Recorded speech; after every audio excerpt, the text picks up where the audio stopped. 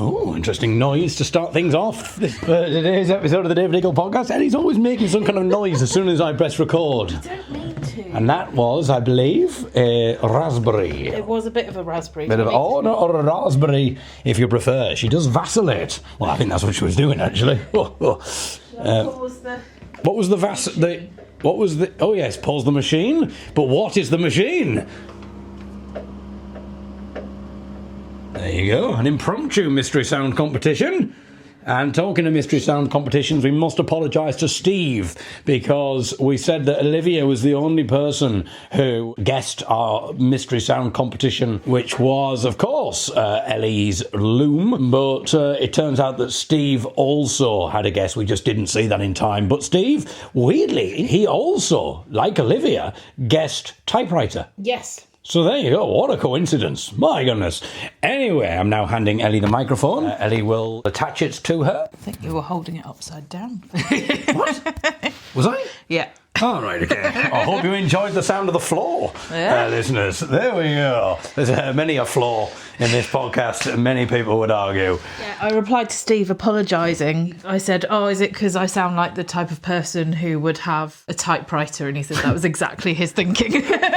Excellent. I don't know if that's a compliment or an insult or somewhere in between there. But Do you know who collects typewriters? Do you mean the name of that of the celebrity? Person? You mean there's a name to describe a person who collects typewriters? There is a celebrity who collects. Oh, is there? He's written a book of short stories that each involve a typewriter in some way. Oh, I have no idea. It's Tom Hanks. Oh. Yeah. Why typewriter? Why? He just really likes them. Each one is completely different, even if it's the same make, because the people who've used them previously will have worn the type in different ways. So each one then gets its own fingerprint, so police can use it when in the sort of 60s and 70s when people were writing ransom notes and things with typewriters, they could work out which typewriter it was if they had examples of different ones. Because the type all looks slightly different because of the way it's been worn. We're going to have a little tea. Yeah. Just keep things on brand for the David Eagle podcast. And we are going to do a short one, because it wasn't really short last time, was it? We're not very good at short. It came to 80 minutes, the last one. And so I think we are going to try and do a short one. Again, busy week. I just think we need to try. We need to see if we can do it. Klezmer. What about klezmer? Oh. Red bush, cinnamon, nutmeg, lemon. There you go. That sounds good to me. I shall have klezmer. Do you know what that make is, Ellie? It's samovar, so it doesn't exist anymore. Oh, my goodness.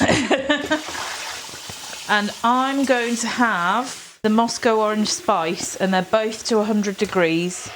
I think that we might have a paper candidate on our local election ballot. So it's someone who just puts their name forward so that the party has someone standing, but they're unlikely to win, but it's just to sort of show force. And it is something that happened a lot with Reform last time. And then some people got in and then realised that the job of being a local councillor is tricky and then quit.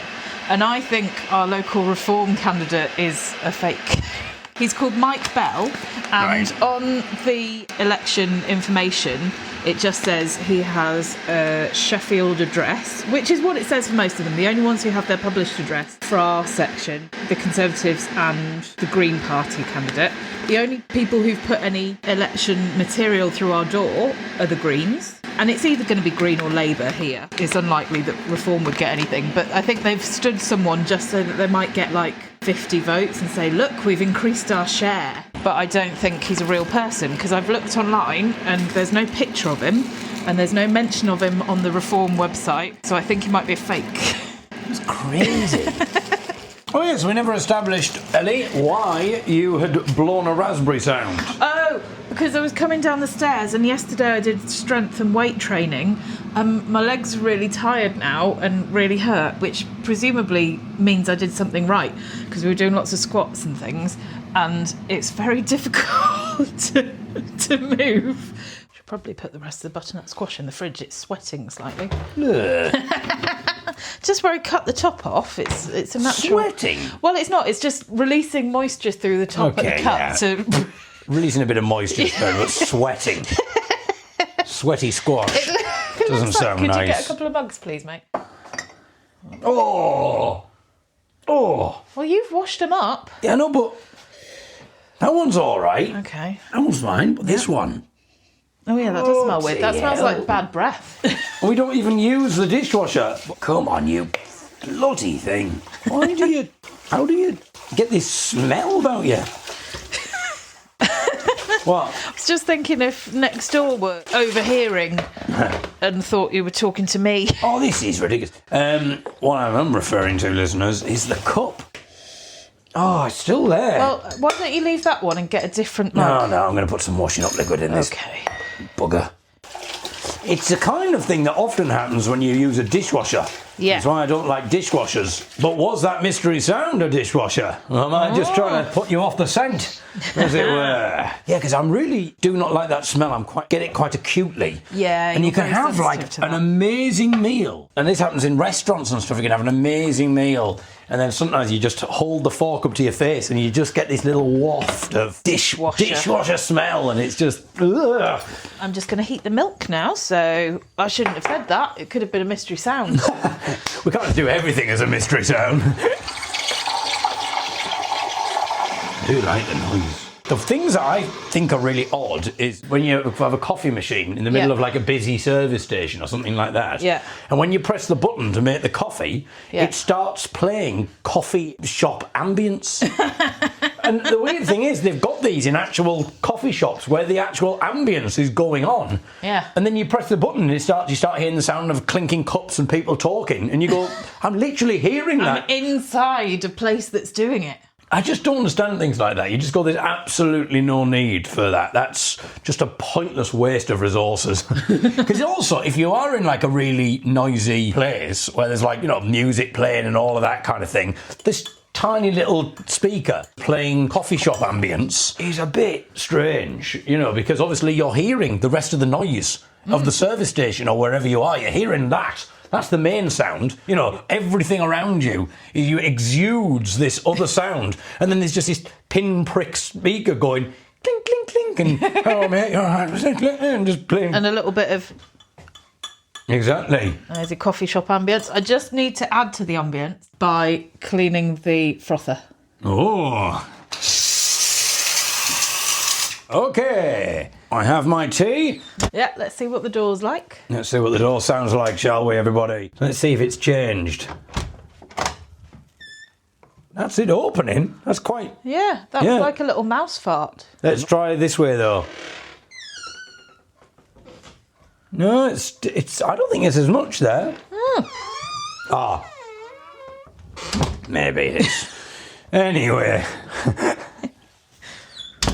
Right. Another pointless waste of resources. Remember when Jasper sent you a video and it was like this 10-second clip? Oh, yeah. This 10-second clip. And if it was like a YouTube short or something, it could just loop it. Yeah. That's what it does. This didn't do that. So it was like some sort of weird animation, like this little cartoon animation thing. And it must have lasted for about 10 seconds. Yeah. But you were really confused because when you were watching it, you were going, is it just do this over and over again? Because the video was 4 hours long. Yeah. Someone has just decided to upload to YouTube a 10-second video but make it 4 hours long and just repeat it and repeat it.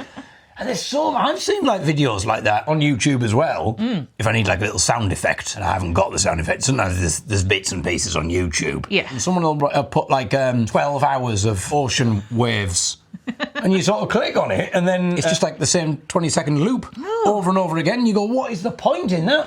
Well, I did listen to a podcast, I think it was Decoder Ring, that was talking about how white noise took over the world. Early on in sort of podcasts, a man was trying to find some sort of noise to get his baby to sleep.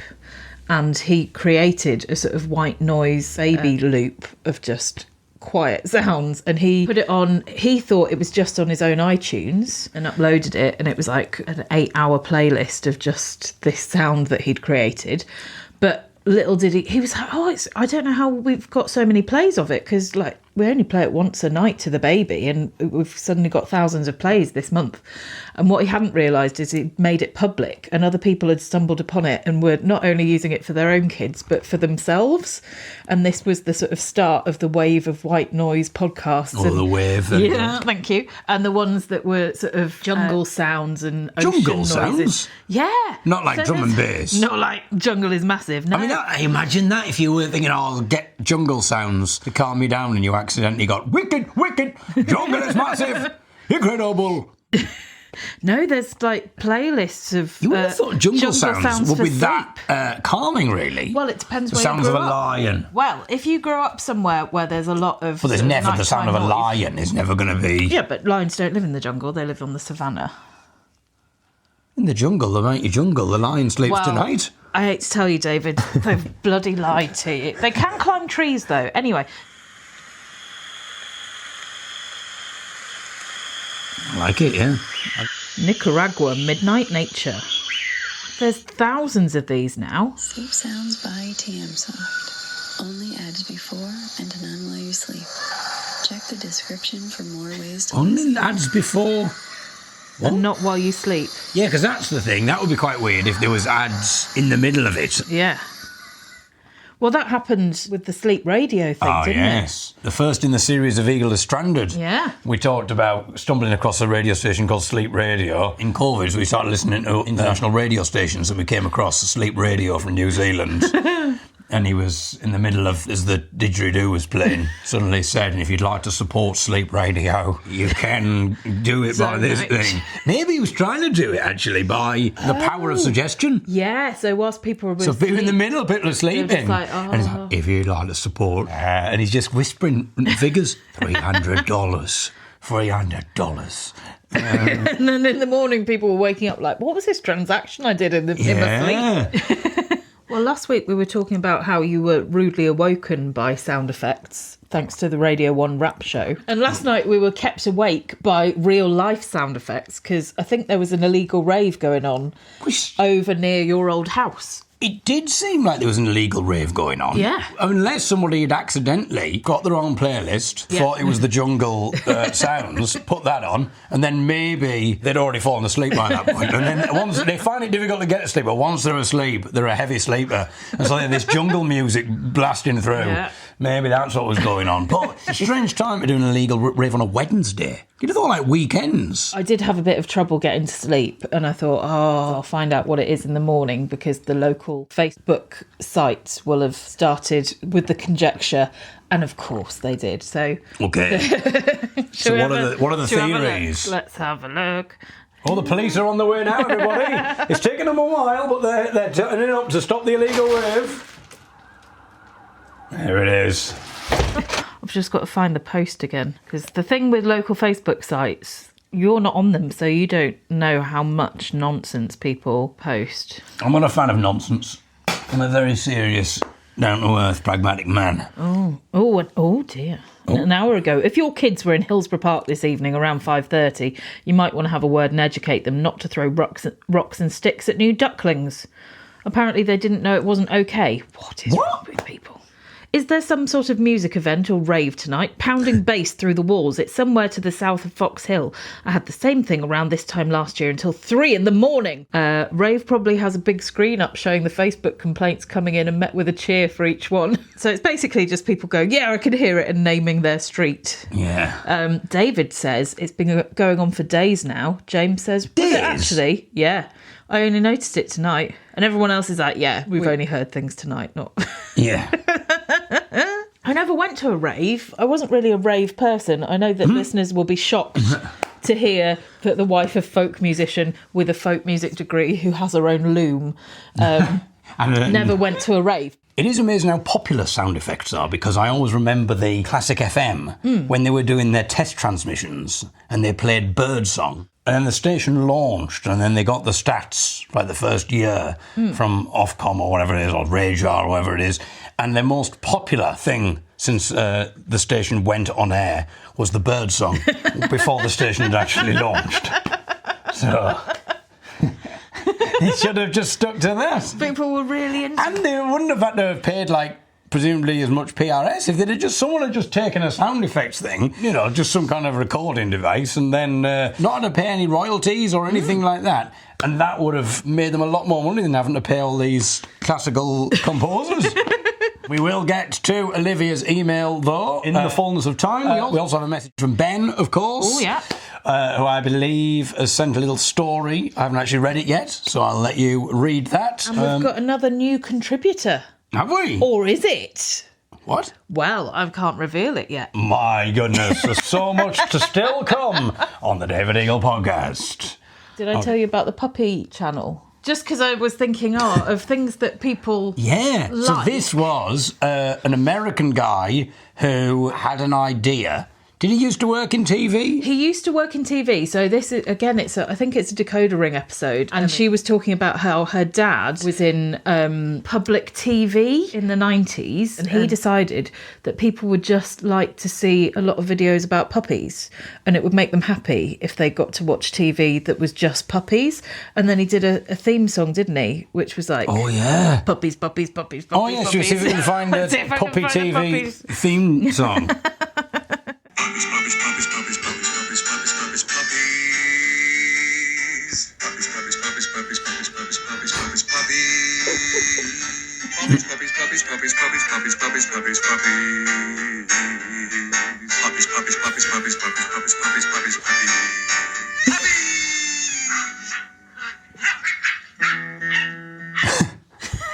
I just love it as a theme song.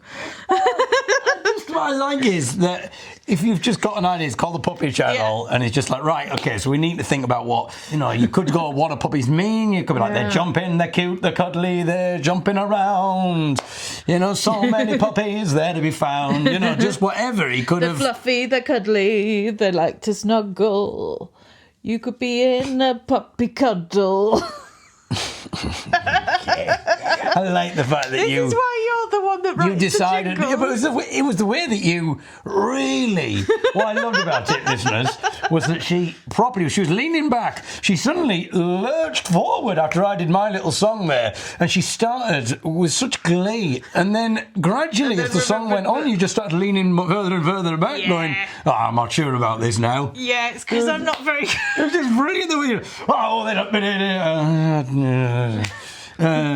Anyway, but this person's obviously just gone poppy, puppies, puppies, puppies, puppies.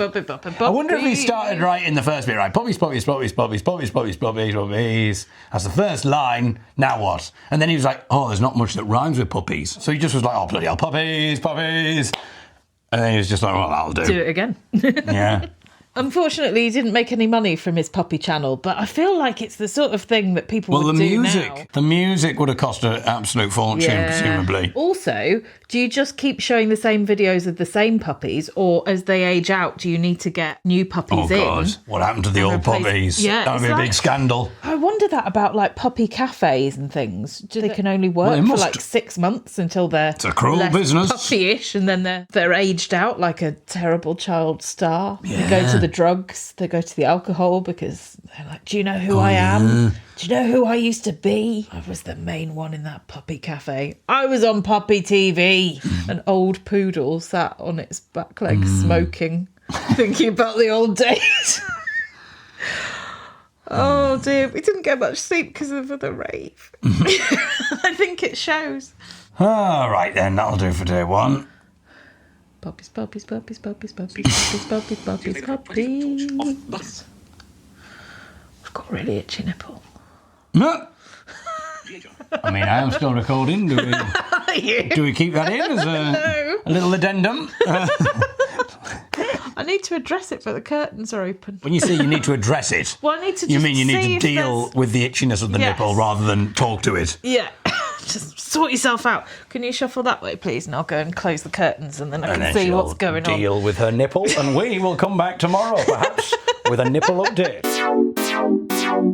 My goodness, so yesterday we left you on a bit of a cliffhanger. We've had updates on my nipples. My nipples have been featured on the podcast, but I think this is the first appearance for Ellie's nipple, and you had an itchy nipple, Ellie. Report, how's it been over the last 24 hours? It's been all right. I dealt with it. It seems to have settled, but I have had the puppies theme song in my head for a whole day, just going puppies, puppies, puppies, puppies, which is a really awkward thing when you're around other people that don't know what it is. Now, when we were talking about sound effects yesterday, one of the things I think will be good to do is, because I did a little hospital radio show at one point, and now and again I might play a few little clips from that, because I don't think they're really extant anywhere. In fact, when I'd finished university and I went to the hospital radio station, it was crazy. He used to get quite a few celebrities on the phone, and obviously the guy who ran it, and obviously I had no idea about this whatsoever. He said, oh yeah, come along and we'll have a little bit of a chat and stuff, and I just assumed it would be some kind of meeting. And so I walked into the studio, I call it a studio, it was this tiny, cupboard almost. And he said, oh, hello, David. He said, we have a new person who's just joined us. He says, David's here. Put the headphones on, David, and come and talk to our guest. And this is my introduction to Hospital Radio. So I put my headphones on, say hello to our guest. So I said, hello. And I heard this voice. And I thought, that sounds familiar. This voice sounds familiar. Hello? No, I can't do the voice. Who do you think I'm trying to do? Hello? No. Yeah, something like that. Hello? No, not quite. Are you trying to do like David Attenborough? I thought that sounded a bit like David Attenborough. The puppy. That's right, because now he can't travel anymore. Now he's getting on, so he's just like now he's just takes a trip out to the local kennels, but he just can't stop himself from broadcasting. The puppy, how it scampers. 100 years old he is. Is he 100? If he's not already, he's very nearly there. All right, well, that's Let's check his birthday. Oh, imagine if this is when we find out he's just died. Oh, that's what everyone's always worried about when they see his name trending on Twitter or something. 8th of May will be his birthday. Do we do an Attenborough special? I don't know how we do it. I don't know what that would be. Do we just go outside and I try and describe nature to you? Maybe I'll go outside and do a David.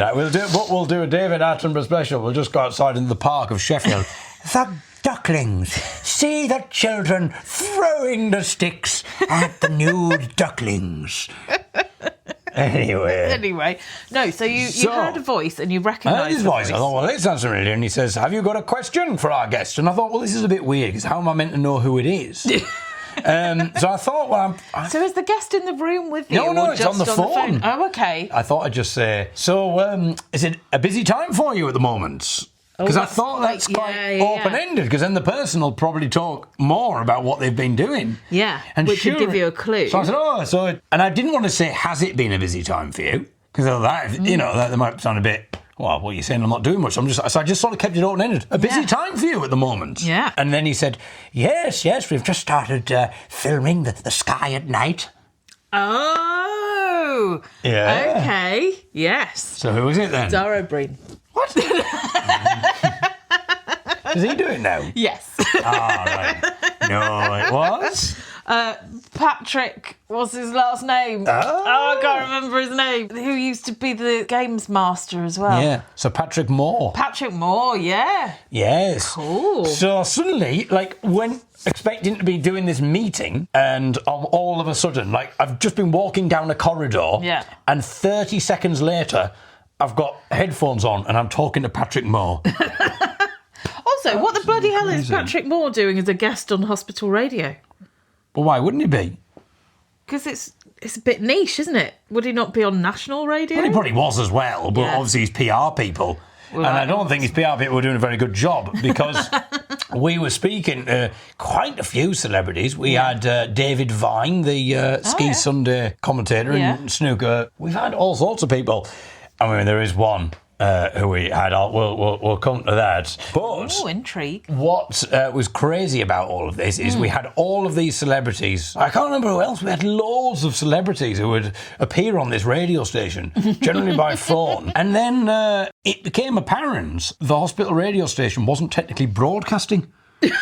Because someone, I don't know how it had happened, but the network that it was meant to kind of go out on or something, the wire had come loose and was dodgy. So no one was listening and nobody seemed to care anyway. So all we were essentially doing, we were just talking, we were just having private conversations with celebrities because nobody else could hear them. So Fortunately, we had recorded these interviews and stuff, so it meant that we set up a little podcast thing, but nobody wanted to listen to that because they're all listening to jungle sound effects. Well, there was one bit where I had done something on the hospital radio show. I think I did this thing where I would just press the shuffle button on the computer because the computer had loads of songs. Yeah. And whatever would come out, I'd play that. And I pressed the button, and then this is the first time I decided to do it. And the first song that came on was "Do You Want to Be in My Gang, Gary Glitter?" Like, in the way I'd set it up, like, oh, this is exciting. We've got thousands of songs on the computer. Could be I am literally going to press this button. It's time for an exciting new feature, random play. Here we go. Come on, come on. Oh, God. And it just started. And it wasn't the Ellie Skinner Gabon version. Anyway, so then I'd done this, and I was looking, and there was a load of other Gary Glitter songs on the list. And I saw them, I thought, I can't believe this, because obviously he got into trouble for all of the... But then I was looking down the list of tracks, and I was thinking he's not done himself any favours, because he had one that was called Angel Face, and but then there was one that was called What Your Mama Don't See, Your Mama Don't Know. Oh, God. And I was thinking, you have not done yourself any favours at all, have you? You know, like, you can imagine being in court and the judge is just like, I mean, so I did this whole thing of, like, this pretend court case with Gary Glitter, and, like, he's been hoisted by his own petard that is his songs. And the station manager came in, along with one of the trustees. And they weren't happy about it at all. They said it's hospital radio and it's completely inappropriate to be making jokes about that kind of thing. And then this was the same show. They said, and now you need to go to our pre-recorded interview that we've done. So bearing in mind, I've just been told off for playing, well, not for playing Gary Glitter, because I didn't mean to do that. I was like, you left it on the computer, for making a joke about what your mama don't see, your mama don't know. Yeah. They said, you need to go to the pre-recorded interview. And who were they interviewing? Sir Jimmy Savile. Oh, God, I knew you were going to say that. Yeah, and I was literally told it was inappropriate to make a joke about Gary Glitter, and they had a suck-up interview with Sir Jimmy Savile. Oh, dear me. Oh, dear. Does that sound like you're doing the impression? Did I tell you about that person who is in a local cafe around here who is an old woman but just looks like Jimmy Savile? Oh, really? Yeah. There was someone who used to go, maybe still does, to the various folk festivals. He used to go to Whitby Folk Festival called Jimmy Savile or Jim Savile. Because that must be weird, the way that would have changed. Because people would have been joking, you're Jimmy Savile, and stuff like that, now then, and all of that. Yeah. And then when the thing came out, it must just have been an odd... Yeah. Because, do you change your name? Your association. But one of the things that I did was I was looking at the sound effect CDs that they had, because they had various sort of sound effects albums, and one of them was called Everyday Sound Effects, and I was astounded by some of the choices. So I've not actually got the clip here. I'll play it in, so I don't know what's going to happen now, listeners. It might be absolutely terrible. It might not be the kind of quality that you're expecting, Maybe I'd peaked with my Gary Glitter stuff. But I think they sent me home and said, we'll just play the pre-recorded interview and we'll send you home because this is tasteless. Anyway, so here is a little clip back in 2006, I believe. My goodness, so we're going right back here. As I'm talking about this CD, Everyday Sound Effects, I wonder if I sound particularly younger. We'll find out. Maybe I'll be doing my voice on the old socials. At the David Eagle. It's an interesting CD, this one, that it's coming from. This CD that I've got, it's from a CD called Everyday Effects. And, that's fine. Beaches, that's quite everyday, isn't it, I suppose? And depending on where you live, obviously. But I like the way that they've taken all sorts of people's lifestyles into consideration. What I mean is, they've got beaches, they've got normal things like beaches and parks and woodland and things like that. They've also got everyday things that you would get up to, such as shaving, teeth cleaning, washing hands, that kind of thing. All of the general day-to-day things that you would associate, you would expect to have on an Everyday Effects CD. But there's some strange ones on there. There's a few strange effects that I wouldn't necessarily associate with Everyday Effects. For instance, this is what you've got. The first track gets off to a pleasant start. This is the first track on the CD, Everyday Effects, a collection of everyday sound effects. It's described on the sleeve, and the first track is punching. Not the most pleasant start. All the things that you could have had. Punching. Second track continues the pleasant theme, body falling into water. Third track, body falling onto stone. Fourth track, guillotine falling. What on earth?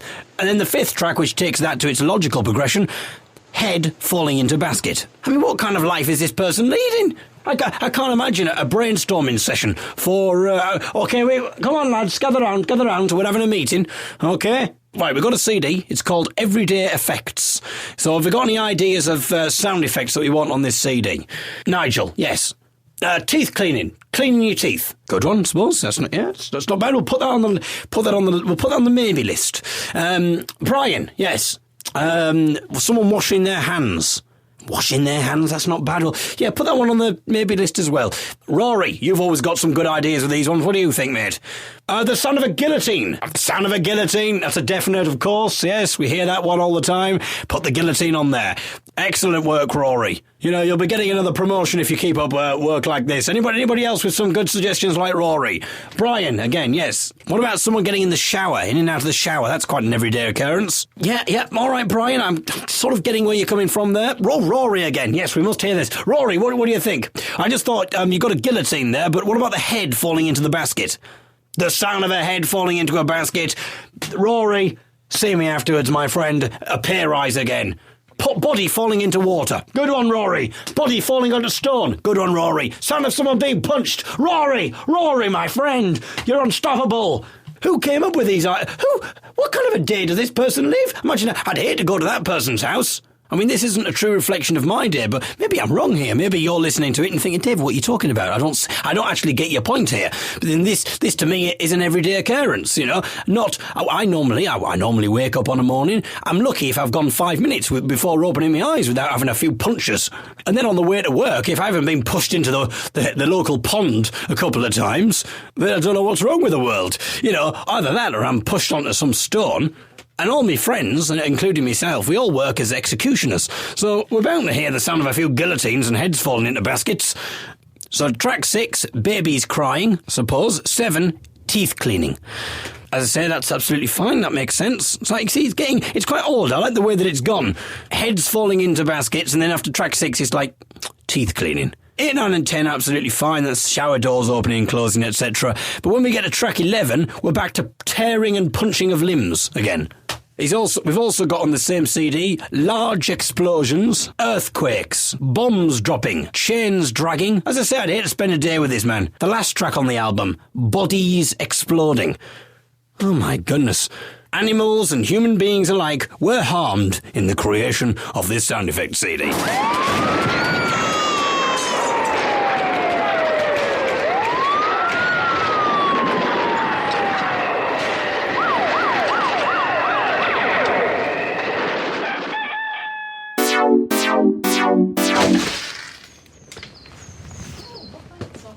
Lovely bird song. Oh, I wonder what that one is.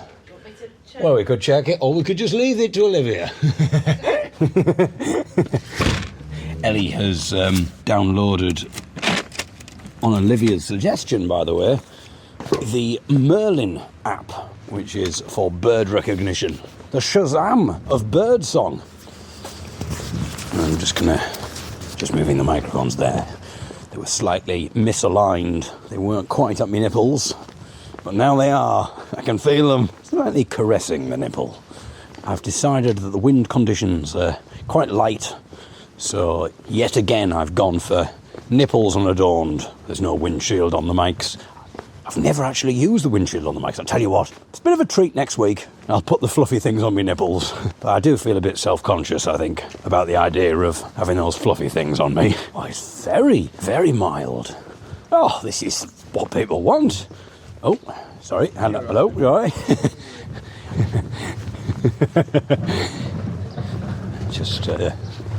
Just apologising to someone there that I was walking past who was taking the bin back in. There's no odd sounds coming from that bin. I just felt that I shouted that last phrase. I can't remember what the phrase was now. I just shouted that in that man's ear. I didn't realise he was there because he was bent down. He was sort of obscured behind the bin and I didn't see him. Just shouted whatever I shouted in his ear. I don't think it was nipple related. I certainly didn't say the words nipples in the man's face. Although I just did it quite close to that person.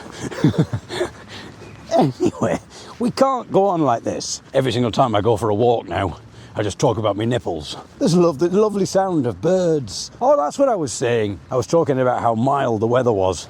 And I was saying that's what people want. Nice tame chat about the weather. I suppose it's kind of like that sort of ASMR stuff. There'll be some people who maybe would rather just not hear the talking and would just like to hear the soundscape. Or maybe an occasional light commentary of what's going on so that you can feel like you're there rather than me just rambling about nonsense. We could try that. I think that would be quite therapeutic. I'll go on the walk and I'll kind of do a little bit of light commentary as we go, especially if you've got headphones on, and just lie back and enjoy this. Someone's probably thinking, what the bloody hell's he doing? He's on the phone, presumably talking to somebody. I've just heard him say, lie back and enjoy this. He's not doing phone sex in the park. Surely. It's the sound of the geese. Really gets her going.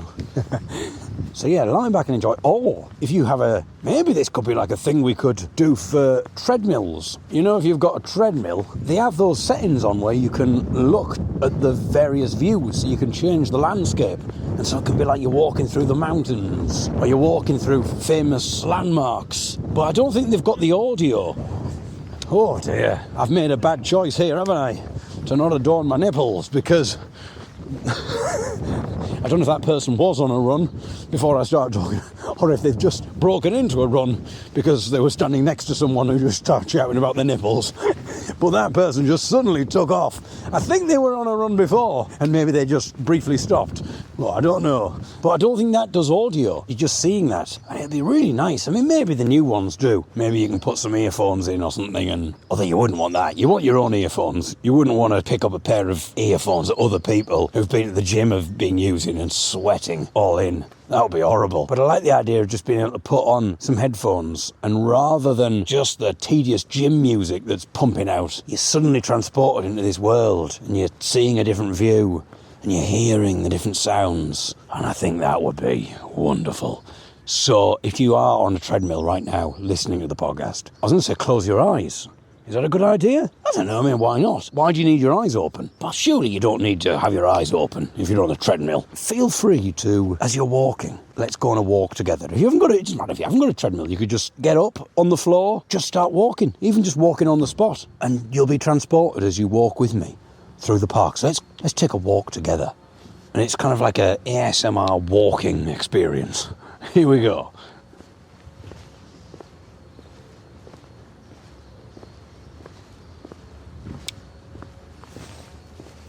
Come on, keep up. Bloody hell. I can't stand dawdlers. Come on. Nice bird song. Shame about the grass cutter, eh? So you can answer in your head, by the way, if you want, or even out loud. Just, let's go on this adventure together. Come on. I'll leave little pauses for you to engage with me.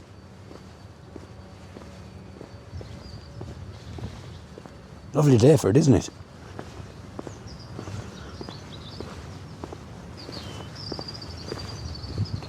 A lovely, peaceful walk in the park.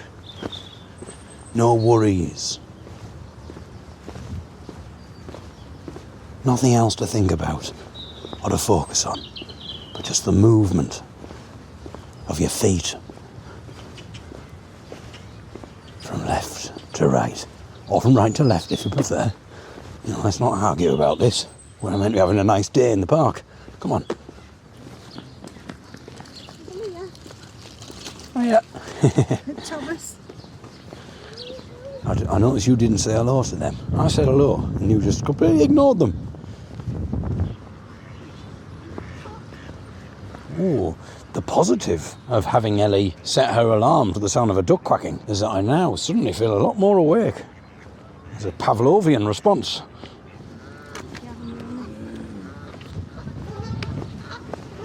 The other day when I was doing a gig somewhere in London, I went to a park just to have a little bit of a walk.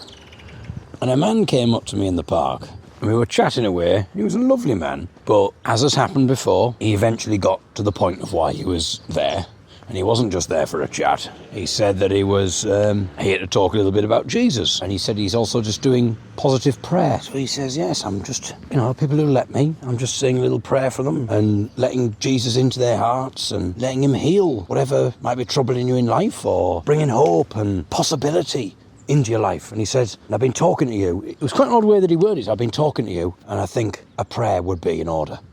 Which I thought, on the surface, could be taken as a bit of a nice thing, but it also seemed like a little bit passive-aggressive. He's like, I've been talking to you for a good 10 minutes, and it's clear that you could do with some help. I mean, it's the talking to the nipples for a start, my friend.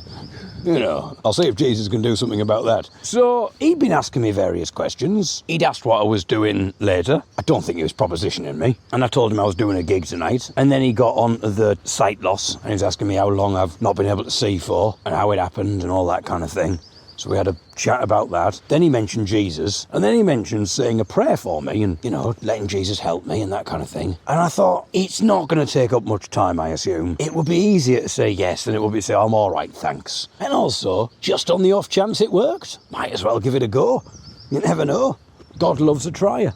So why not give it a try? So, bearing in mind we've been talking about the sight loss quite a bit and that kind of thing, I assumed I knew the course that this prayer was going to take. And I was a little flummoxed, to be honest, because he starts this prayer and he says, Jesus, I've been talking to this man for 10 minutes, and it's clear that he's a good man. Please, if you deem it, I pray that you may help this man to have a wonderful gig tonight. May his accordion play well, may his voice ring true, and may he bring joy and merriment and positivity to those that he touches with his performance. Those rumours were never proved, thank you very much. And then there's a bit of a pause, and I'm waiting for the rest of it. And then he says, Amen. And I didn't know how to feel about that, because if he's got an in with Jesus, and he's saying a prayer, I'm pretty sure I could probably do a good gig without Jesus' help. I honestly thought he was going to go for the big one.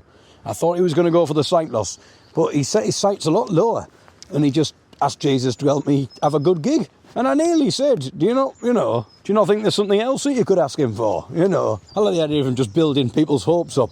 He meets somebody who's in a wheelchair, and he starts talking to him, and then he says, let me say a prayer for you, my friend. I've got a bit of an in with Jesus. And the guy in the wheelchair's thinking, here we go. It's worth a shot, isn't it? It's worth a shot. And then the man just says, can't help noticing, mate, you've got a bit of a tickly cough. Jesus, if there's anything you could do about that, that'd be wonderful. May this man's throat be free from phlegm.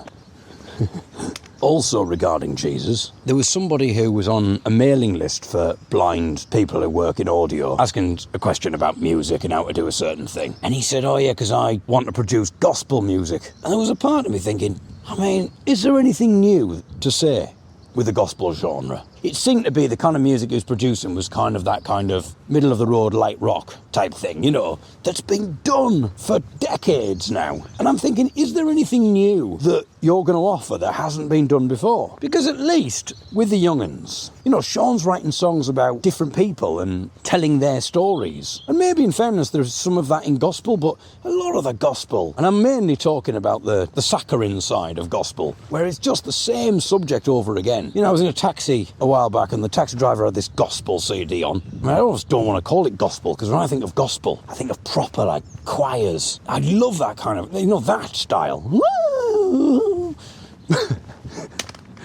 Well, there you go. But a real proper gospel choir. Oh, praise him, oh, praise him, oh, praise him. That kind of thing. Orgasmic gospel. Where they're really rising up and saying the same thing, but going up the keys. They'll start low. Oh, Jesus, oh, Jesus, oh, Jesus, oh, Jesus, oh, Jesus, oh, Jesus, oh, Jesus. That kind of thing. Really going for it and repeating the same line. You gotta praise him, praise him, praise him. You've gotta praise him, praise him, praise him. Oh, you've gotta praise him, praise him, praise him. All of that.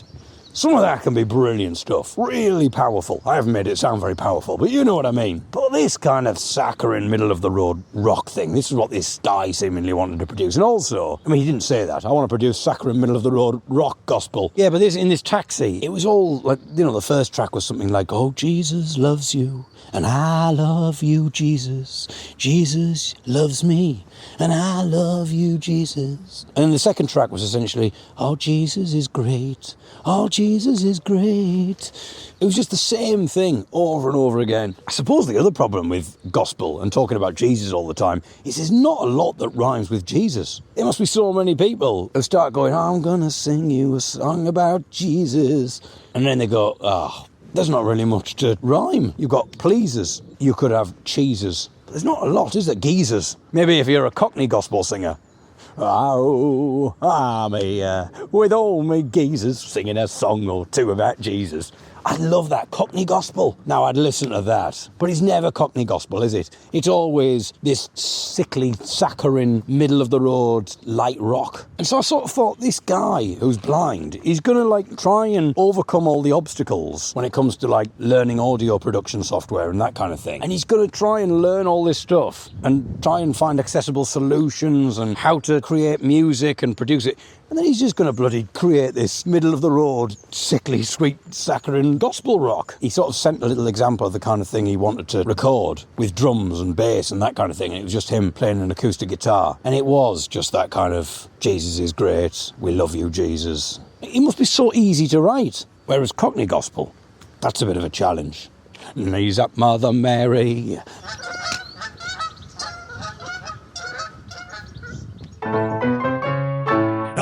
You slags, we are the Jesus Geezers, and this is our new album, Cockney Gospel. Roll out the Bibles, we'll read all about the Son of God. Let's all go to the church, have some communion wine. Let's all go to the church. Jesus Christ is the bloke in which we all Adam and Eve. We'll sing some songs, we'll say some prayers, and then we'll bloody well leave. Oh, let's all go down the church, have some communion wine. We'll bring along our CDs and our merch. 'Cause we sing songs all about God, and we've got albums we want to get flogged. So let's all go down the church. Oh, is it because I'm a Christian that I love Jesus so, Abba Father? Is it because I'm a Christian that I think of Christ wherever I go? Oh, I get this holy feeling inside of me when I think about him wearing that thorny crown. Is it because I'm a Christian that I booked an holiday to Nazareth town? Oh, Jesus, Jesus, he rose from the brown bread. He rose from the brown bread. He rose from the brown bread. And the bloody bugs who mugged him off should be fed to the dogs. But you can't keep old Jesus down even though he popped his togs. Now, Judas Iscariot, you're a sleazy, slimy grass. You can take that crucifix and shove it up your ass. The way that you have carried on, it makes me Tommy Dick. You're a bloomin' merchant banker. You're a bloody Hampton Wick. Oh, my old man's a vicar. He wears the vicar's collar. And when he sings them bleeding hymns, why, you should hear him holler. And when he does his sermons, why, he can't half-rabbit. And when it comes to making friends with nuns, he's really in the habit. Oh, na-na-na-na-na-na, na-na-na-na-na-na, na-na-na-na-na-na. Amen. So, just, be quiet. I'm talking. Be quiet, please. Quiet. Didn't say I'm not a bloody word. I'm not talking to Ellie, by the way. If it was like, oh dear, David's accidentally brought his on. He's showing his true colours. Yeah. This is what it's really like, people. Not all sunshine and roses and jungle sounds to go to sleep to. So have you already read this? No, I haven't. Okay, cool. I haven't even said what we're doing. Right.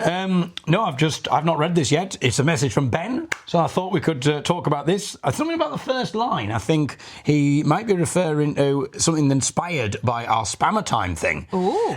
We've had another email which we thought was spam, but it turns out is not spam. No, We've had a very odd thing. So we'll read Ben's email out. Yeah. But before we do that, actually, we've got Ben's message. Shall we read the email that we received? Let me bring it up. Daniel Palmer emailed, "Hi David, I recently came across Testing Tornado, and what stood out to me was not only the extraordinary breadth of experience behind it, but the perspective that comes from a career spent operating in environments where precision, judgment and calm under pressure are inseparable from survival." So you can see why I thought this was a spam email, because this is like... Got nothing to do with It's us. got nothing to do with you. I mean, if it hadn't been the Testing Tornado thing, I might have thought it was. He's talking about the podcast, you know. Yeah. Let's just... The extraordinary breadth of experience behind it, and the perspective that comes from a career spent operating in environments where precision, judgment and calm under pressure are inseparable from survival. I mean, that's the dog-eat-dog world of the folk performances and that kind of thing. What I found especially compelling is how the book appears to trace not just a progression of aircraft and missions, but the evolution of a pilot through increasingly demanding layers of responsibility, from operational flying to test work to helping shape the future of aircraft design itself. That kind of career arc carries a fascinating blend of technical mastery and personal development.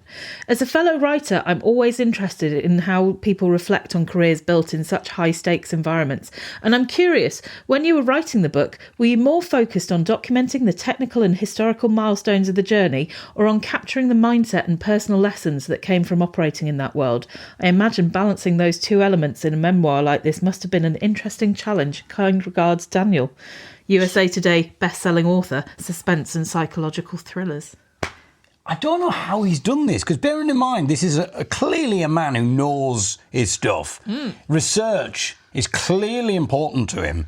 Yet somehow he's got in touch with me. Is the person called David Eagle who writes the book then? He's called J. David Eagles. So he's called J. David Eagles. Yeah. So it's not even the same name. But also, if you were looking, this person contacted the David Eagle podcast at gmail.com.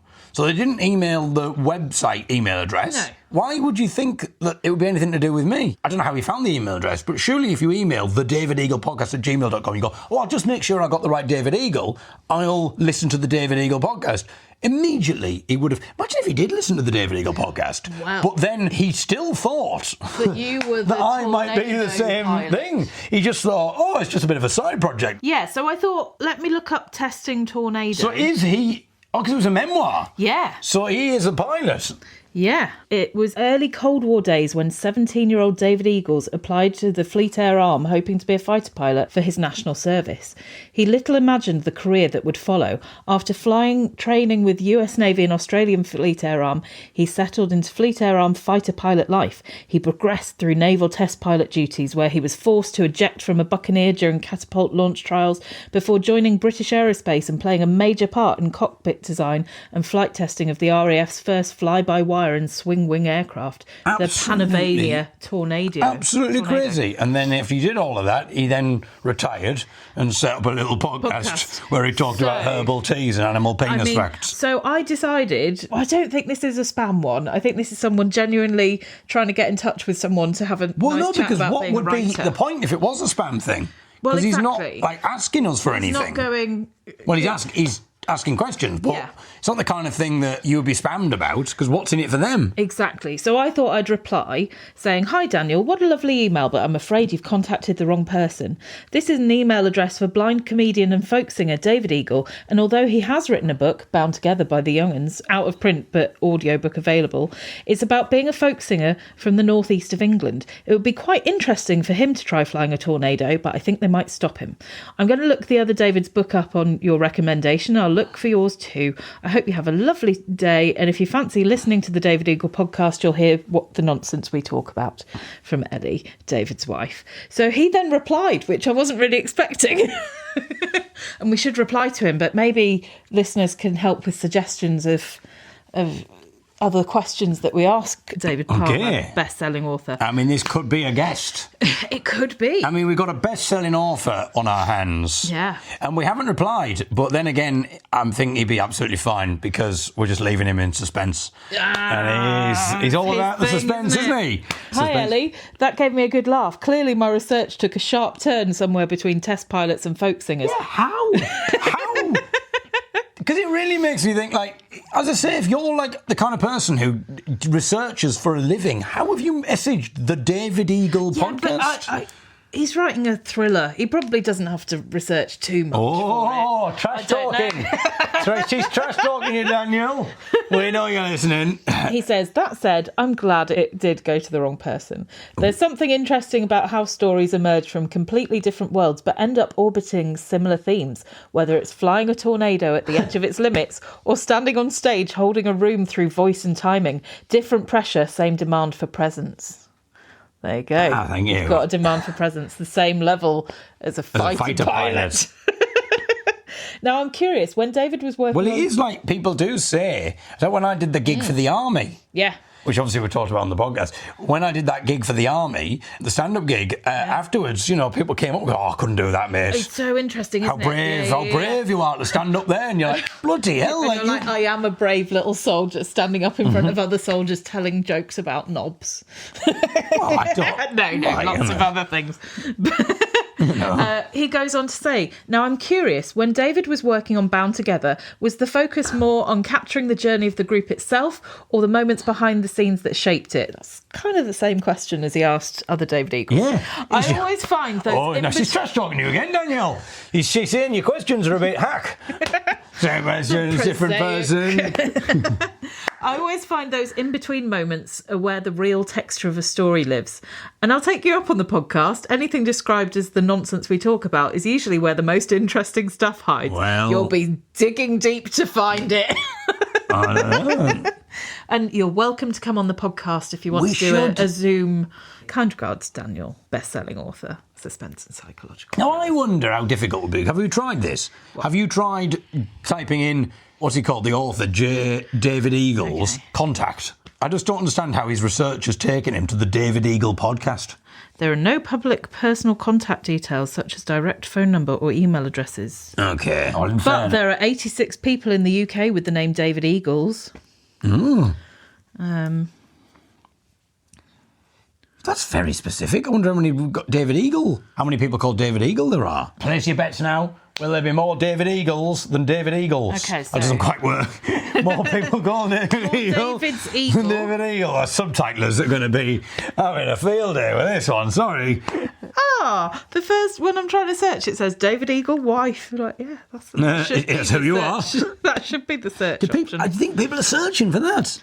Yeah, because I'm intriguing and great. People are searching for David Eagle wife. I wonder if people are doing it on the hope that maybe that I'm not married, they've come to see me at a gig. And they've typed in David Eagle wife and then their hearts sink. I mean, to be fair, I am just a hired actor. Annoyingly, it's not coming up with the same website because you're too well known. But if you know the name of the website, we can search for it. Okay, let's do it this way instead. 100 results for David Eagle. Maybe we'll have an interview with Daniel Palmer at some point, and Ellie can trash talk him in person. You need to tell me a bit about the muse for Bound Together. Why did you decide to write a book as a band? To make some money. There you go, let's tell him that. No, it's just a fun thing to do. But the audiobook is available for people, I think, on our website. There was a bit that never made it into the book. Oh, yeah. I tried to record it with the three of us. Yeah. And then the other two just couldn't get their heads around it in terms of like how to do it. Right. And the idea was, I said that how we met and told the story of the folk club and stuff, and then us getting together and finding the folk club and all of that. And then I said something about when they do a film version of our lives, I'm sure they'll sort of do a very sort of Hollywood version of it, where the three of us just meet and immediately start. I'll just go, hello, and he'll hello, and he'll just go like that, and then we'll just go bum bum bum. How are you? I'm fine, thank you. And I had this whole song that went through. I'll try and do it in different voices. Yeah.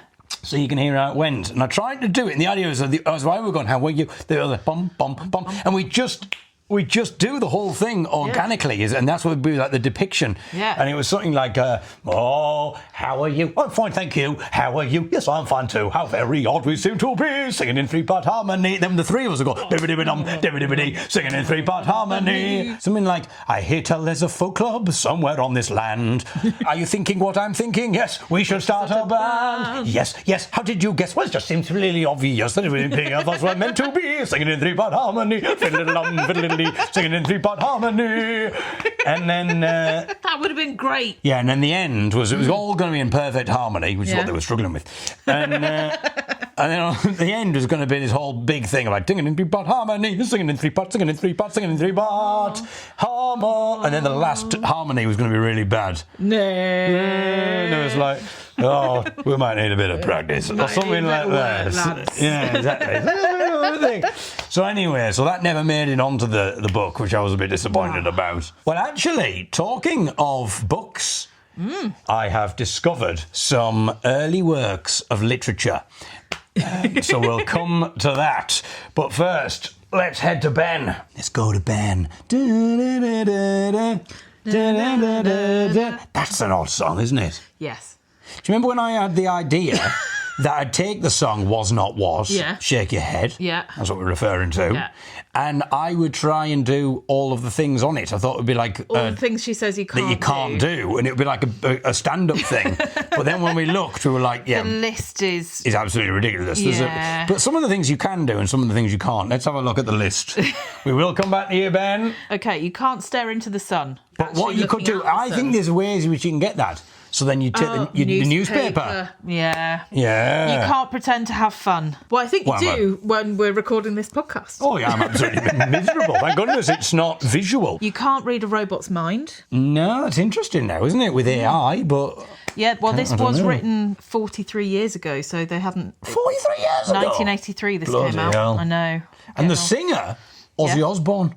Yes. Which is crazy. I thought it was a woman. Yeah. You can't feed the hungry. Which That's you one. can. Which you can do. You can't expect vultures to be kind. Vultures only really go for the dead. Yeah.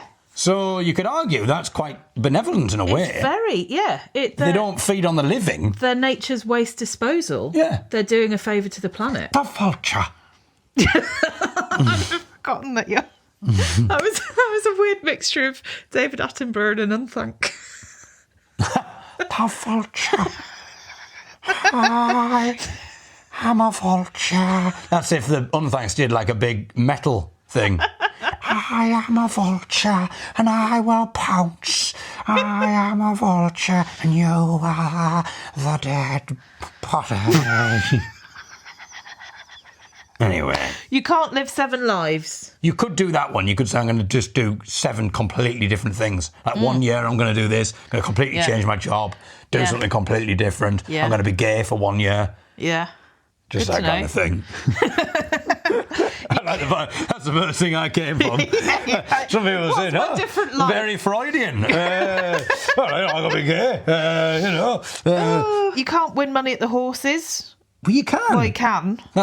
I found out from Horatio, she's got all the knowledge, that a guy living up the road either still is or used to be a horse? millionaire. What? So it wasn't on the horses. He was part of a work syndicate and they won the lottery and they won like 10 million. And he got a split of it and it was definitely over $1 million each. Which would be quite odd, because is that enough to quit work?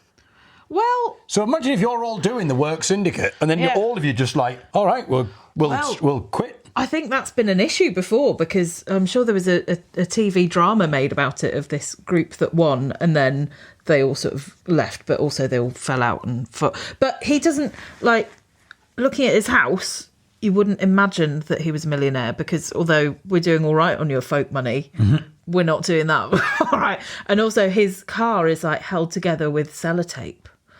All right. So it's one of those sort of, has he blown through it all and like his trousers are held up with string? Or is that just the type of person he is? Because some people are just like that. Millionaire's trousers held up with string. Those are a few of my favourite things. We're not doing the whole song, are we? Of Julie Andrews. No, the Can't be that. shake your head. Many Okay. things. Sing What else? underwater. You can't sing underwater? You can. You can? Yeah, you Depends what can't. you mean by singing, because you can hum. You can't have the boss's daughter. Depends on if she agrees. Yeah, exactly. You can't make missiles out of mud. You could.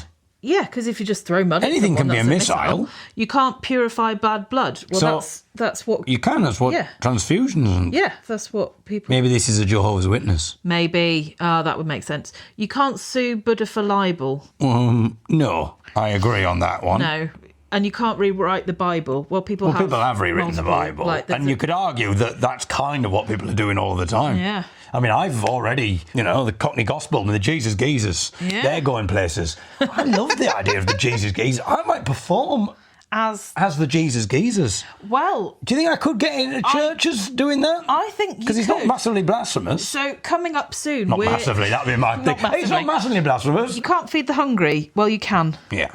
You can't talk Shakespeare to a monkey.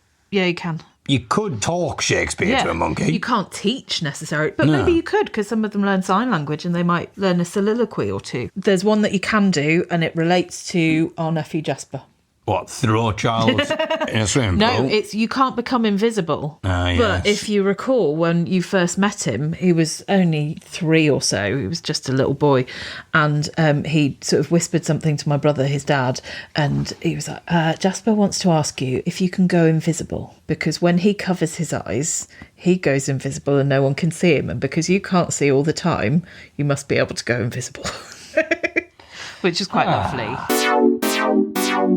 Well, how do I describe my love for you, Jesus? How do I tell you how it feels? I love you more than Danny Dyer.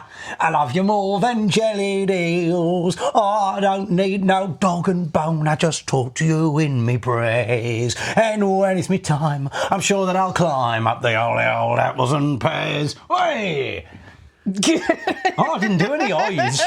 I didn't do any eyes in me song. How can I not do eyes? Listeners, add the eyes as you listen to it. That, I wasn't expecting that, and you were kind of wafting it towards me with your arms and sitting closer, and then just at the end you did a little gentle hand on my shoulder. And sorry, everybody. I know there were people heartbroken again who Googled David Eagle's wife to know that now and again I will put my hand on Ellie's shoulder. Yeah.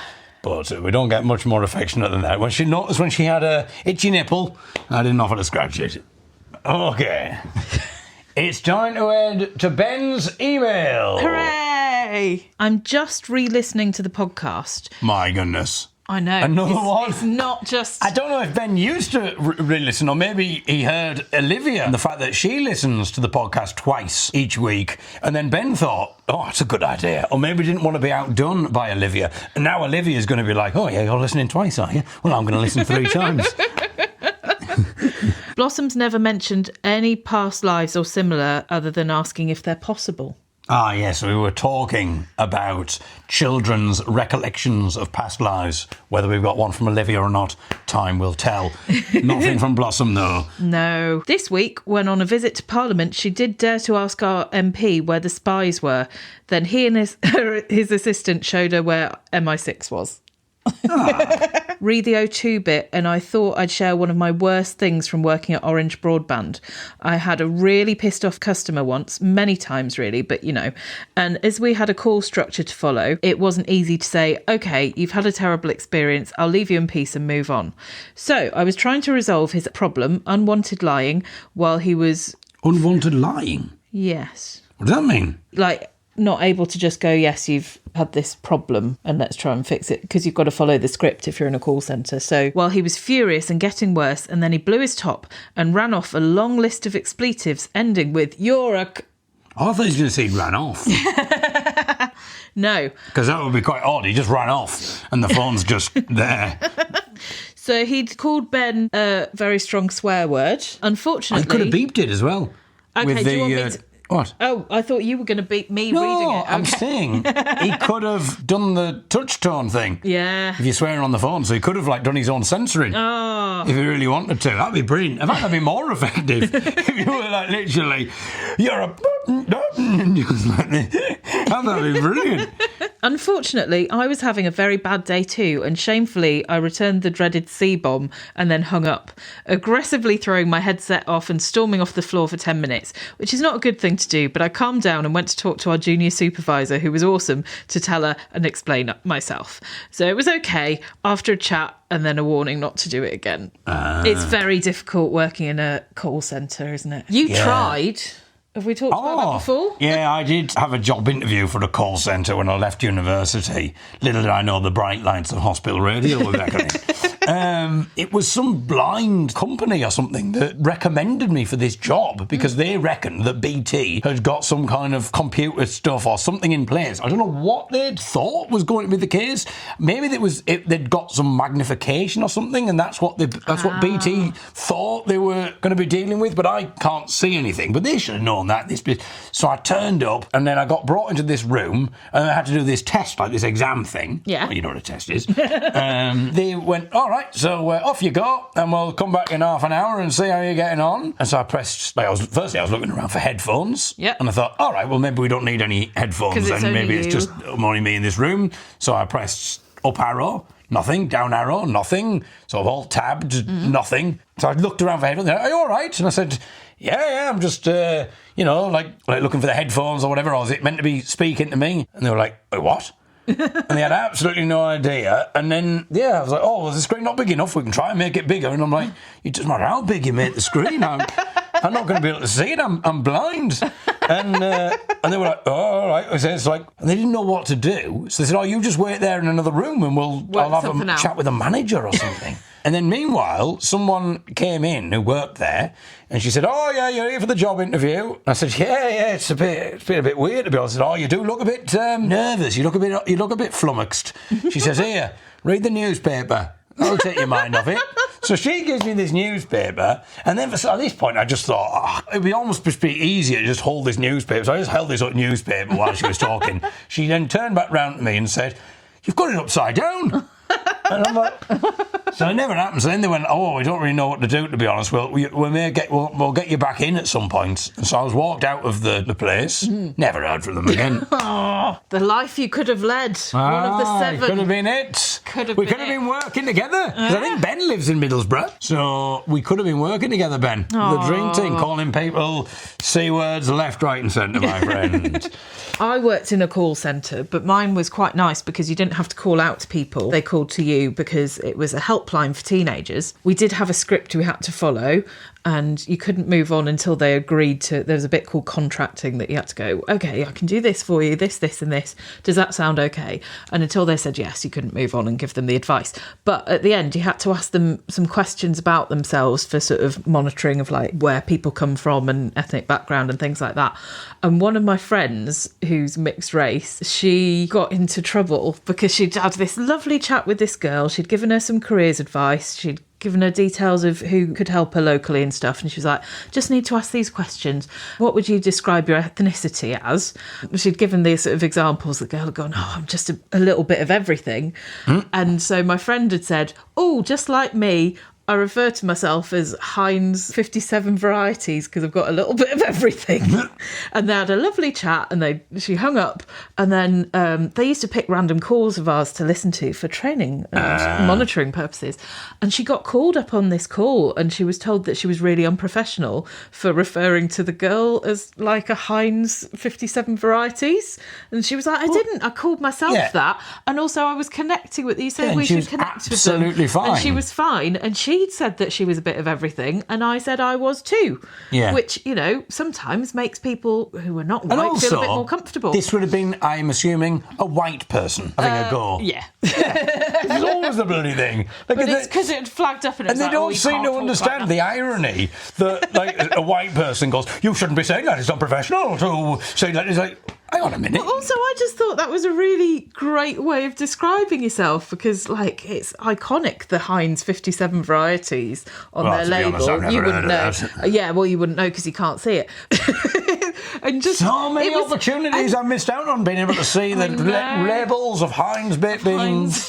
Heinz ketchup. Heinz ketchup, I don't even know that. Never worked in a call centre. Oh, but I was there when she was doing that call, and I was like, oh, I can hear, because obviously you can't hear the person on the other end of the phone, but I could hear the way she was talking to her, and they were having a great time, and it sounded really friendly and really productive. And then it was just the shine was taken off of it because she got told off for the way she referred to herself. I remember getting into trouble when I was doing music technology and we had to do our exam. Yeah. And there was a bit where one of the things was, it was like a live sound module. So we had to do like the sound checking and stuff for the various bands that were on. They were university bands. And so everyone was like sound checking for each other and stuff. And it was also a test to make sure you knew what you were doing. Yeah. And so I said, and would you like some reverb on your voice? I said, I should probably put some on. It'll probably get me better marks if you don't mind having some reverb. And it's just obviously a little joke. Yeah. I'll put some on, shall I? They'll get me better marks, you know. And also, I thought they're probably going to want some reverb on anyway. They were absolutely fine with it. The lecturer was like, "That is unprofessional. You are not doing it for the marks. This is not for the marks. You are a sound technician. You are meant to be acting as if this is a real environment, and to be saying, if you were in a proper environment there, and you were making flippant comments like that to a band," and I'm like, I bloody do sound checks all the time now, and always having a bit of back and forth with the sound people. Because it makes it a bit more entertaining, doesn't it? Surely it's more unprofessional now to have a go at me in front of this band. Yeah. Okay, so we've got... Okay, so... Okay, do you want 1, 2 or 3? Let's go with 1. Let's just go in order. Okay. So my dad brought with him on his last visit, as well as we've got a whole box of tapes, massive boxes of tapes, we also have massive boxes, 3 massive boxes of Braille books. So I've got in front of me now a lever arch file, and what I thought might be quite fun to do is just have a little look through these. So this would have been in primary school, so we're talking things that are written probably between, I don't know, the age of 6 and 11. Yeah. Maybe. So there's a lot of pages here. There's a diary, 1996. Ooh. I've opened on January, Monday. I've written Monday, 1st January. Okay. That's what I've written, 1996. Yeah. Before New Year, on New Year's Eve, we went to Nana's. We slept there. There's no full stop there. We went to Nana's, we slept there. When we woke on New Year, we had our breakfast. Oh, no comment again. So it says we had our breakfast, Dad picked us up from Nana's, and then we got our clothes on. What? So he picked you up and then you got dressed in the car, did you? So we had our breakfast naked, presumably. Put our clothes on once we'd been picked up. Played football with Daniel. That's a bit harsh. Football. Him of Daniel wet himself today fame. Some of the things we did before New Year's: on Saturday we built a snow base. It took 3 hours. Ooh. For some reason I've done ...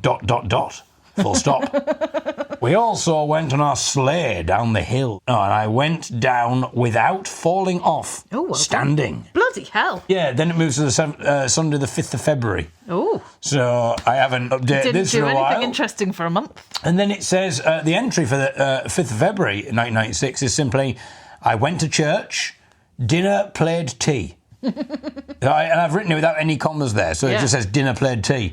As in, like dinner was masquerading as tea. That was 1995. Oh. Oh, maybe... They might not be in order.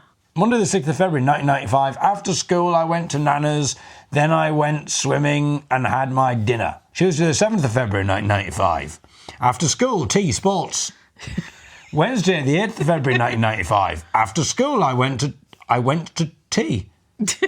And went to Cubs. The 9th of February 1995. Had a nice day. Oh, that's nice. And that's the end of that one. No explanation as to why. We'll have to imagine that. The 10th of February. After school, had my tea. Friday, me and my best friend Paul decided to do... Oh, yes, I remember this. Oh. Me and my best friend Paul decided to do a comedy show. We had been practising it for a long time. So this is you at 9 years old? Yeah, 1995. Yeah. We decided to do it on a Friday. We told everyone where to meet us and what time and day the event will be happening. When it was time, we went outside and no one wanted to listen to it. Oh. So we'd done a... Oh. So we did this whole sketch comedy show. Oh. And no one wanted to listen. And look at me now. With the David Eagle podcast. Played with my best friend Daniel, and then had my tea. Played on my organ. That's my keyboard. Right. And had my supper. Did my diary. Bed. Resolutions. Ooh. Here are my 1995 New Year's resolutions. Okay. So we'll come back. I mean, when I say we'll come back to this, just describe to the listeners, we've done about 3 pages here. 3 pages. How many do you predict is in this one book? 200.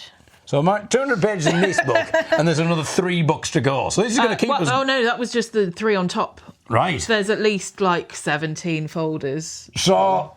we're going to be doing this for and I know Daniel Palmer's going to be thinking, when you were writing your diaries, David, what were you hoping to achieve?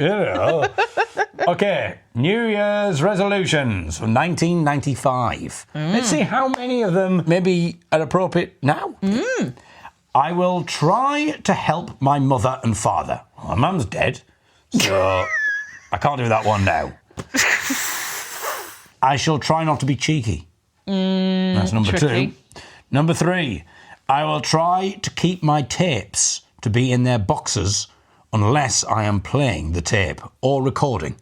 I like the fact that I've given it a caveat, just in case. I'm like, oh, you said you were going to keep your tapes in the boxes. What was you play and record? I've thought of this. I've covered that. Hang on, what about rewinding and fast forwarding, David? Oh, you're a fool. There are some of my resolutions this year. That's it.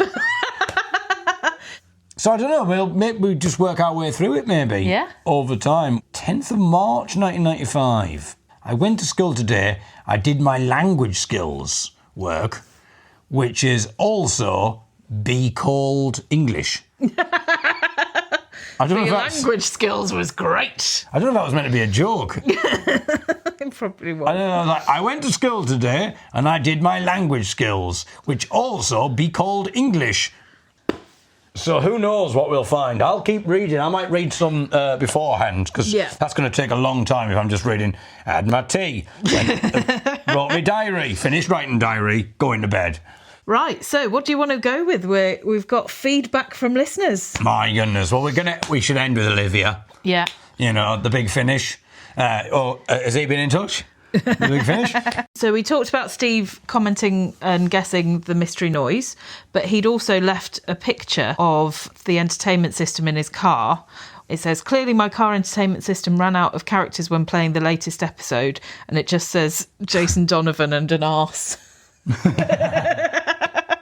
The real title, of course, was Jason Donovan and the arse-scratching squirrel. An arse-scratching squirrel. The rare spotted arse-scratching squirrel. I listened to a podcast recently and it was talking about how a Victorian murder was solved because of a discovery in David Attenborough's back garden. Basically, he'd expanded his house by buying some land that belonged to the pub next door, and they were doing some gardening and they found a skull. And it was a murder victim, and it helped solve 100-and-something-year-old murder case. That is crazy. Yeah, After Dark podcast, if you want to listen to that. We're trying to give you other things to listen to. Right. So, new contributor, or is it? I don't know what this means. Well, Scuba Steve, who has commented. So is it the same Steve as Facebook, or is it a different Steve? All right, okay. As a former IT geek, I think it's a bit unfair to blame IT for the embarrassing sales, emails and ads. Surely that's the marketing department setting that up, and IT are just doing what they're told. Right, I'll carry on listening to the rest of this week's podcast now. So I think what he means is it's things like the YouTube thing saying, doing their little jokes. Yes, it's the marketing team. It's the marketing team into the mouths of the IT people. But the weird thing about that is it's very IT geeky. So I'm not sure that there's much of a divide between the marketing team and also, is there much of a marketing team? I mean, it's just a YouTube app developer. Some people are just developing the YouTube app. So I don't know if that really gets... And maybe they're just like, just put a little joke in. Yeah, I think they do. But that's not his only comment. Coincidences. My mate Mark got talking to an older gentleman at a function they were both at, and to cut a long story short, it turned out that he was the doctor who had delivered Mark in the days when home birth delivery was a common thing. Wow. Yeah. That is incredible. That's pretty good. Also, we remembered a manifestation. Yes, we did. That we'd forgotten about. I can't believe we forgot this, because this it sort of ties us together. It does. You'd written something on Facebook, so it must have been like 2013 or something, that you'd had a dream where you were looking after Billy Bragg. Yes. And he didn't have the right type of tea or something, or the kettle wasn't working, and he said, no tea, no Billy.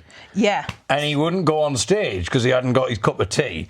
And then you had all of these school kids that the audience.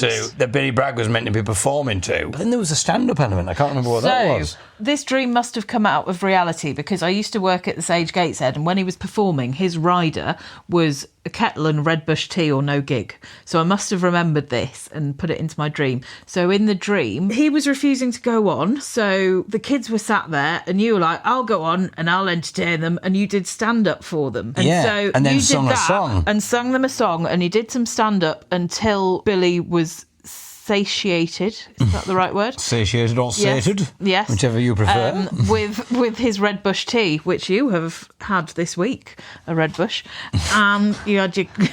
Don't do that. Well, I think this is a manifestation thing. Yeah. Because this was before I did stand-up comedy. Yeah. I mean, actually, I was doing school stuff, but you wouldn't necessarily I wouldn't have known that. But also, then we went to Glastonbury a few years later and performed on stage with Billy Bragg. Yeah. And so the three things are true, but you wouldn't know that I would perform with kids, I do stand up, and I perform with Billy Bragg. On stage, no. So there's some ways there. And I think I might be a witch because only this week I was talking to Nancy, our friend. Nancy Kerr. Another folk singer. Yeah, about her frog in her garden.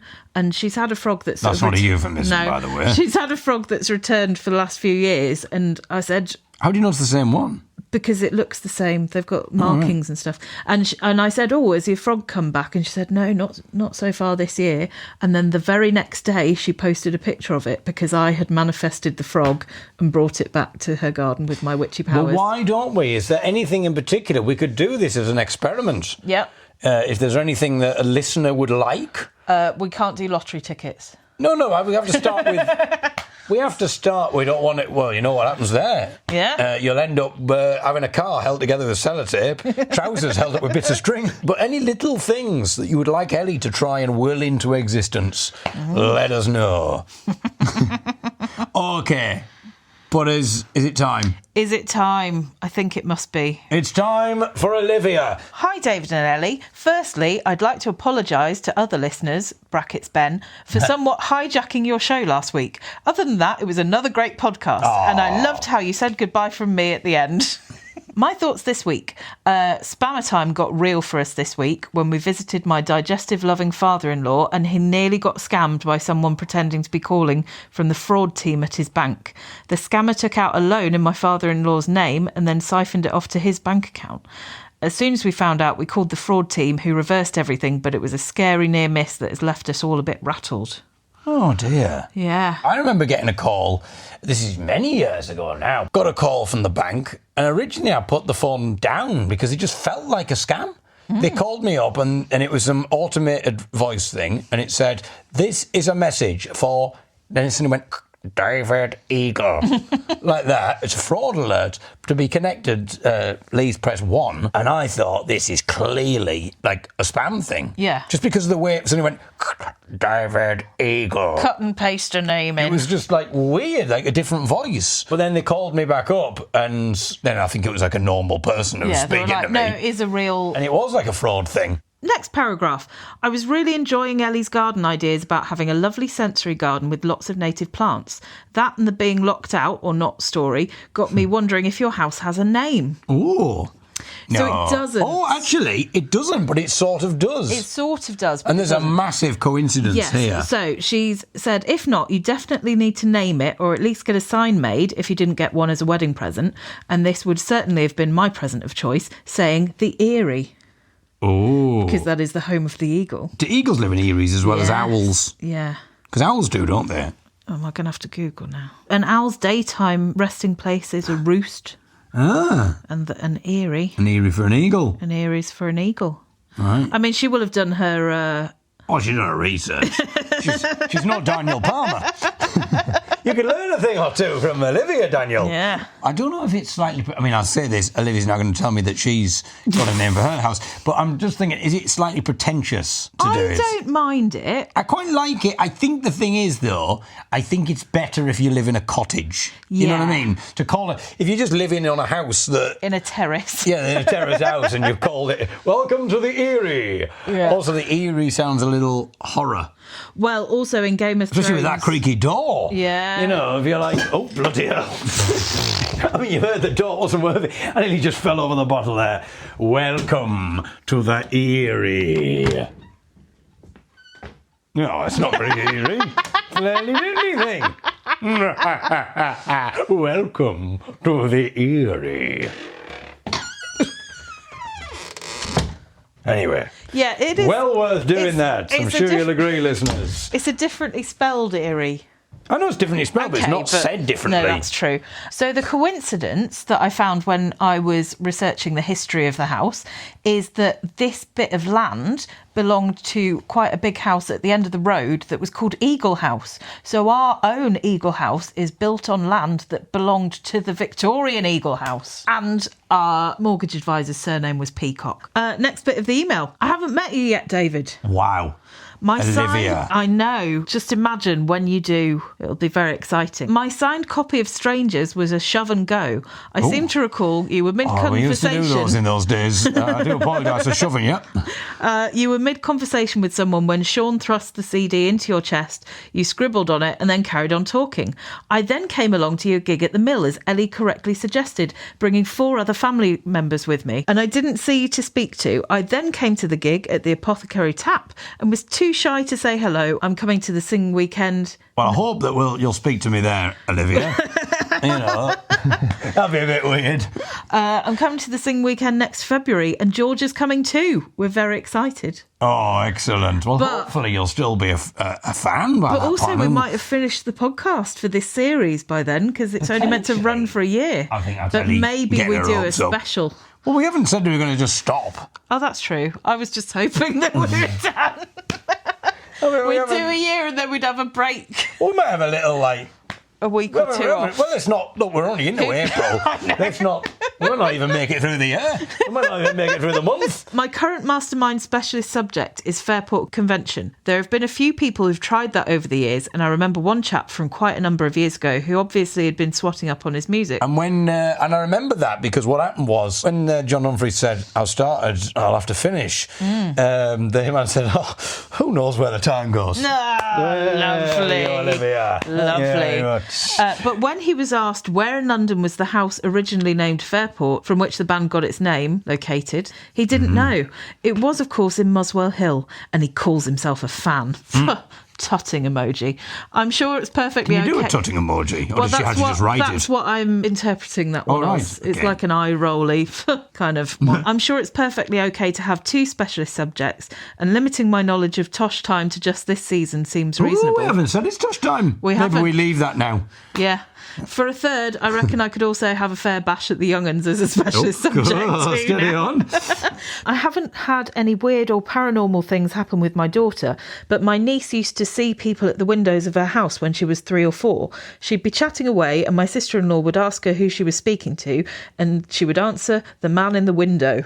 Terrifying. Rose Petal Bedroom Lady was indeed the story of when you were in Shrewsbury. The story is recounted in Bound Together.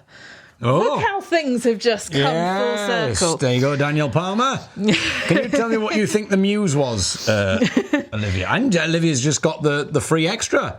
How are you? I'm fine, thank you. How are you? Yes, I'm fine. Thanks. You. Whatever it was. I've heard Sean tell it since at a couple of different gigs. I may have misremembered about the rose petals, but I'm sure he did say there were some. And I went to listen to it, but I couldn't find it anywhere on my phone, and my link has expired. Sad face. It shouldn't expire, Olivia. Well, apparently it has.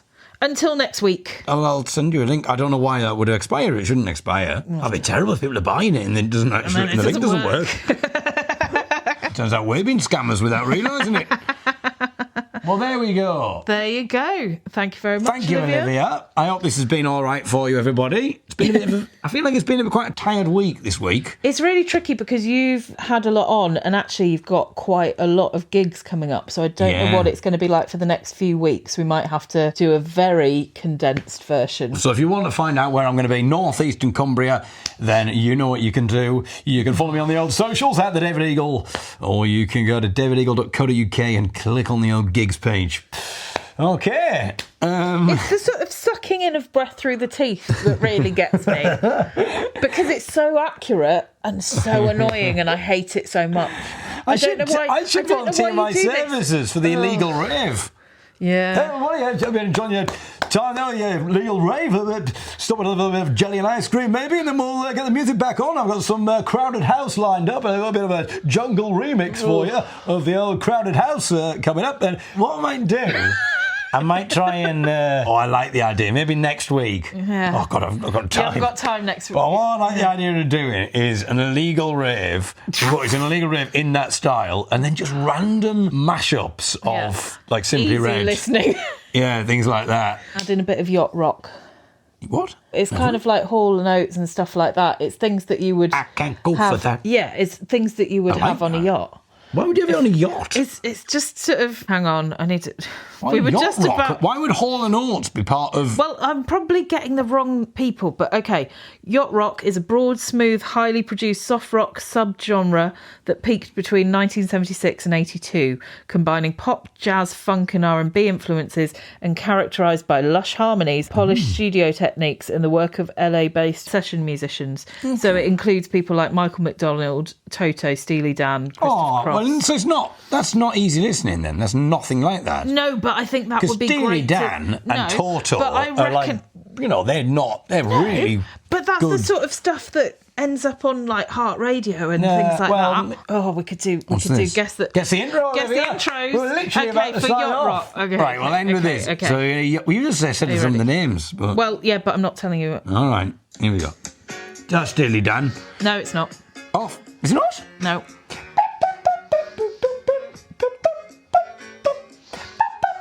You're meant to be guessing it. I know. Singing along. Doobie Brothers. Yes. Long Train. No. I can't remember what it's called. What a fool believes. Okay. Oh, just the two of us. We can make it if we try. What is this? Oh, I can't remember what this one's called. Damn. I can't remember what it's called. Just give me the Trying night. to give me the night. Yeah, you would have got that. Give me the night. Janet Jackson. No. No? Oh no, she sampled it. It's her brother. Michael Jackson, of course. She sampled it. She sampled it. Oh! Oh, no, it's not that one. Is it?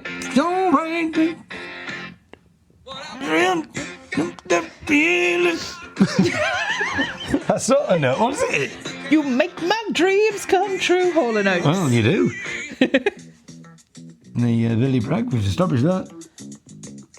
Oh, Bill Withers. Yeah. Lovely day, lovely day.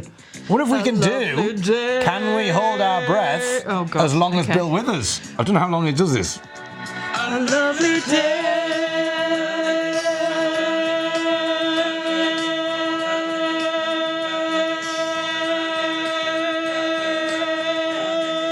I can't. He's still going. Yeah. I think I can beat him. Okay. Do you want to start I'm going again? to try again. Okay. Because I thought you'd stopped. I thought he'd start. You I try thought he was again. doing a lovely day again. Yeah, but he's not. He's just holding it on. All right, Olivia. Come on, Ben. See you again. Come on, Daniel. And the Steves. And Steve's, of course. We'll end with this. How do you turn a duck into a soul singer? Put it in the microwave so it's filled with...